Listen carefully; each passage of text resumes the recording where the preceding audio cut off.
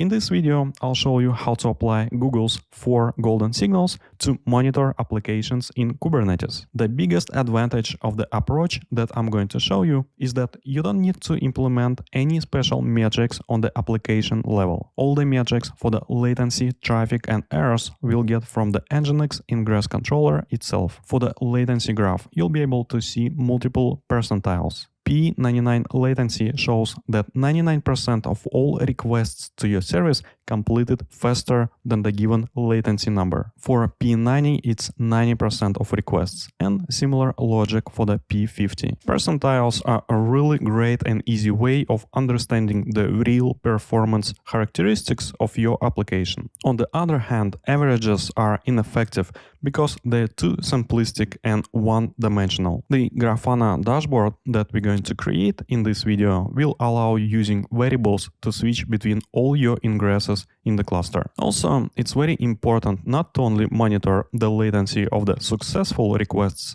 but also keep track latencies of the failed requests. Some failed requests can be served quickly, but others can be timed out, which is even worse. To differentiate between successful and failed requests, we'll use HTTP status codes. Optionally, you can switch between different operations, such as get, post, put, delete, and others. If your ingress uses different endpoint, you can also add path variable to this graph. The most important part of this graph is to differentiate between successful and failed requests. The next signal is traffic, which is how many requests per second your service receives. In my case, it's around 2.5 requests per second. Besides creating expressions for the graphs, I'll also show you how to customize them, change opacity, line styles, and colors. The third signal is errors. I call this graph availability, since it's a ratio between successful and failed requests based on the HTTP status codes. These graphs may seem simple, but they're incredibly helpful in production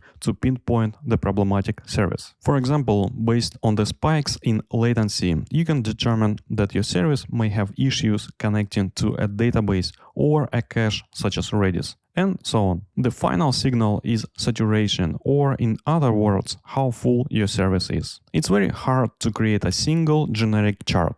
That's why we have to rely on some indirect signals, such as CPU, memory, and perhaps network usage. Most systems degrade in performance before they achieve 100% utilization. For this tutorial, I created two graphs of CPU and memory usage as a percentage of the limit given to the container. Make sure your pods have limits, otherwise these graphs will be empty. In case you know how many requests your service can serve per second based on the load test, you can use that instead for saturation. Or if your service is network bound, you may want to monitor network usage. You can find additional dashboards in my previous video on how to monitor CPU, memory, and network usage. In this tutorial, I'll use EKS managed Kubernetes cluster, but it's very generic and can be applied to non-EKS clusters. You can always find the updated Terraform code to create EKS cluster for this tutorial. For each new tutorial, I update all the providers and other dependencies and make necessary changes. Prometheus operator is de facto the standard to deploy Prometheus to Kubernetes clusters. Under monitoring folder, you can find some other components. For the last two graphs, to monitor CPU and memory, we'll use CA Advisor to collect container usage metrics and kube state metrics component to get pod limits. Make sure you deploy them as well. I know that some monitoring components, such as CA Advisor, kube state metrics, and others, keep changing the metric names, and it can be frustrating when trying to create or import existing Grafana dashboards. Subscribe to my channel to get up-to-date code and dashboards. Let's update Kubernetes context to connect to the EKS cluster. Let's create custom resource definitions for the Prometheus operator. Then apply all the Kubernetes files recursively under the monitoring directory. Make sure that all your pods are up and running. To expose Prometheus and Grafana, I'll use port forward command. But if you have internal ingress, use that instead. Under Prometheus targets, you should be able to find 3 targets. CA Advisor to collect container usage metrics such as CPU, memory, and network. Ingress Nginx to collect latency, traffic, and other metrics related to ingresses. And the third one is Kube State Metrics. We'll use to get container CPU and memory limits for the last saturation chart. Let's take a look at the Golang app that I prepared for this demo. It's a very simple HTTP API that uses Jin Golang framework. We have a few endpoints and use multiple HTTP verbs such as get, post, delete, and put. Some of them intentionally return errors, such as delete endpoint returns 403 status code with failed to delete message. Additionally, I have a sleep function to simulate some latency, multi-stage Docker file to build an app, and I use distroless image to run it. Under the deploy folder, you can find some YAML to deploy this app to Kubernetes. Under CMD, I have a client to invoke all those HTTP endpoints. For the deployment, we want to create a new staging namespace. Then a deployment with 2 replicas, and I used ECR container registry. In order to use it, you would need to create your own ECR Elastic Container Registry and upload your image there. Make sure you include resource limits. Then the service object that we need to load balance and expose our app. Finally, the ingress to expose our app to the internet. If you used my Terraform code, it already included the Helm provider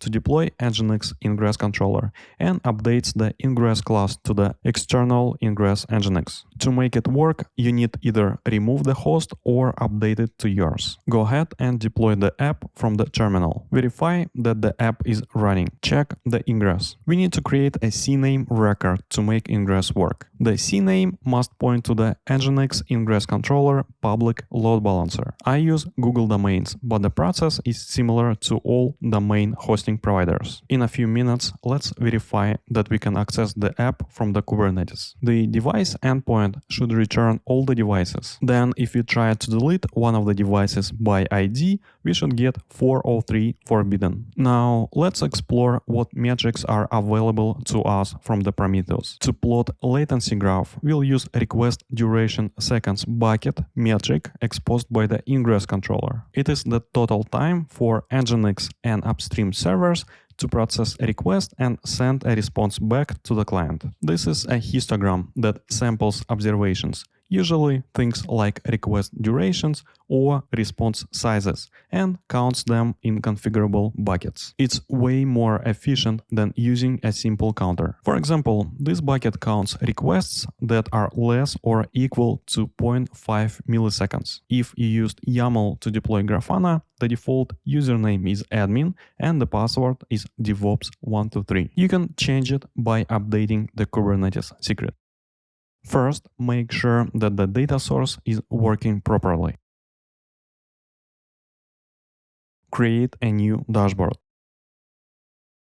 Let's call it latency, traffic, and errors. Now we need a few Grafana variables to use as a filter in Prometheus metrics. The first one is ingress, which will represent the name of the ingress. Select the data source and use a special Grafana built-in function, label values. It accepts the metric and the label that you want to use to populate your variable. Optionally, you can use regex expression to filter out unnecessary variables, but I want to keep all of them. Sometimes it's helpful when you only create variables for the specific application in your cluster. The following variable is status, which represents the HTTP status codes. Select the custom type. For the values, we can use a dictionary. The first key is success, which has a regex expression to filter out requests other than 2 and 300s. Make sure you have spaces between colon. For the error, we use 4 and 500s status codes. Don't include all option, it may not work in this case. The final variable is a method, which will represent HTTP verbs. Also, select the custom type. You can add additional verbs if you wish. Here we can include all option.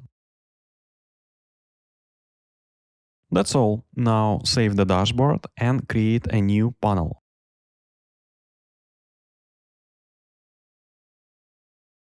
Let's reduce the time interval to 30 minutes and call this chart latency. To get P99 percentile, we'll use Prometheus built-in histogram quantile function with a value of 0.99. To filter out metrics, we use Grafana variables. For the time interval, you can also use Grafana variable to dynamically change it, but keep it in mind that it should be at least 4 times larger than the scrape interval. In my case, the scrape interval is 15 seconds. For the legend, let's just use P99 constants, since the graph will be dedicated to a single ingress. Next, to get P90 percentile, we use exactly the same logic, just update the value to 0.9.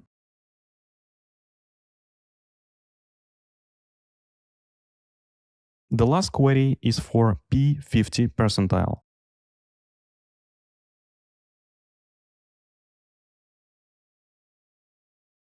Now let's customize the chart. Let's shift the legend to the right and transform it into the table. Let's use the last non-null value.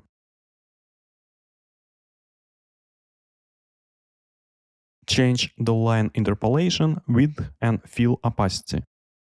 Let's switch gradient mode to opacity. Connect all null values to eliminate the gaps on the graph if you have missing metrics. For the unit type, let's use seconds. Grafana will automatically convert it to minutes or milliseconds based on the value. You just need to match the metric unit. We can also reduce the decimals to 1 to get rid of extra digits. Let's also override some fields. You can use a name or regex expression. I just want to update the colors of the lines. I want to change the P99 latency color to red.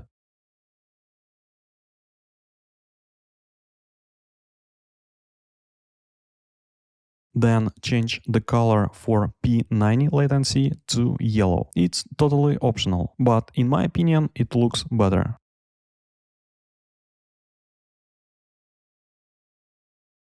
And for the final one, P50, let's change it to green.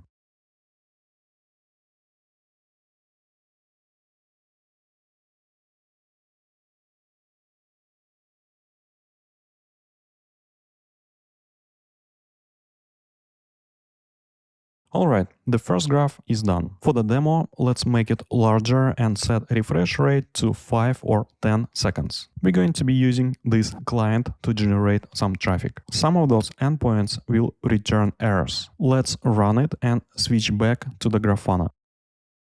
In a few seconds, you'll see the latency goes up. We're done with the latency chart. Next, let's create a new panel for the traffic. In this chart, we also use Nginx Ingress Controller metrics and use irate function since we're dealing with a counter that only increases. For the legend, you can use a constant or ingress variable. It's up to you. Let's make the same customizations as we did for the first latency graph.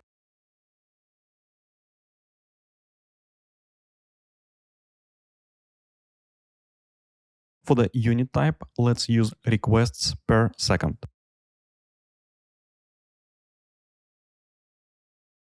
Now, since we have a single line instead of overriding, we can just update the color scheme here. Let's use orange. That's all for the traffic. Since the client is still running, we're getting 2.5 requests per second on average.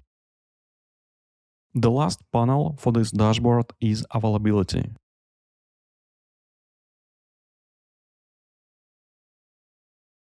To get the ratio between failed and total requests, we'll divide requests with 4 or 500 status codes by the total number of requests. This will give us a value between 0 and 1. We can multiply it by 100 or use a Grafana type system to convert it for us. This time, let's use ingress label for the legend.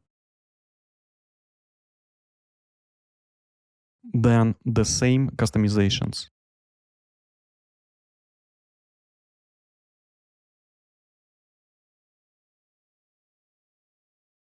For the unit, let's use a percent between 0 and 1.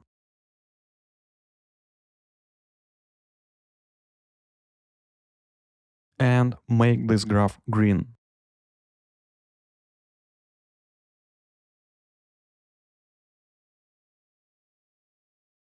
Now our service successfully serves 92% of all requests, and only around 8% have status codes with 4 or 5 hundreds. Let me move some charts around. I want to put latency in the first place, then traffic and availability. As I mentioned before, we can use variables to show latency for the successful and failed requests, as well as we can switch between different HTTP verbs by using the method variable. The last golden signal is saturation. You can use the same dashboard or create a new one.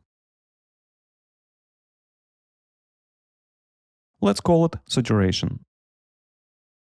We'll use container CPU metrics to create a CPU usage chart and container memory working set bytes for memory usage. The same metric that Kubernetes uses to kill the pods if they reach the memory limit. In a previous video, we also created a throttling chart, which is also very important to monitor. To get variables, we'll use usage seconds total metric, pod namespace for the namespace variable, and pod name for the pod variable. Let's create the first namespace variable.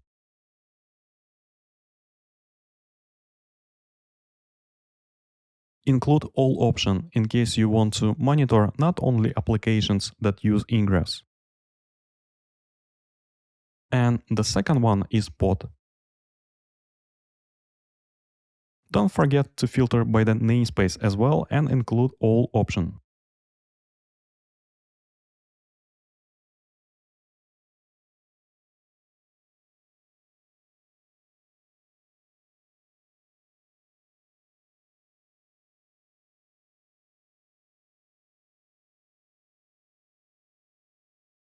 For the query, we'll divide container CPU usage seconds total by the quota.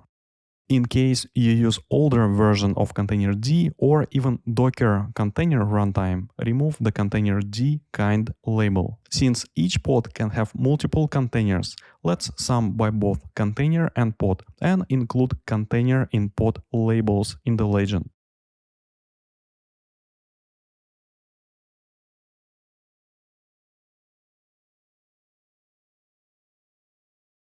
For the unit, let's also use % between 0 and 1.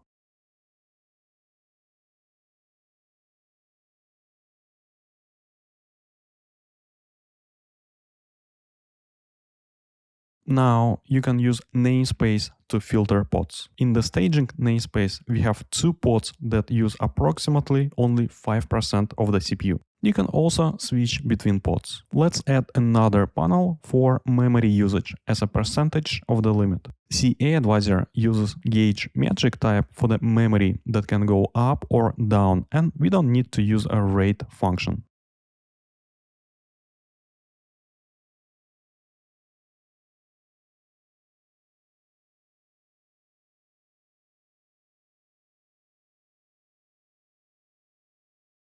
For the unit, use %. That's all. We use CPU and memory for saturation. You can also switch to all to get CPU and memory usage of all pods in your cluster.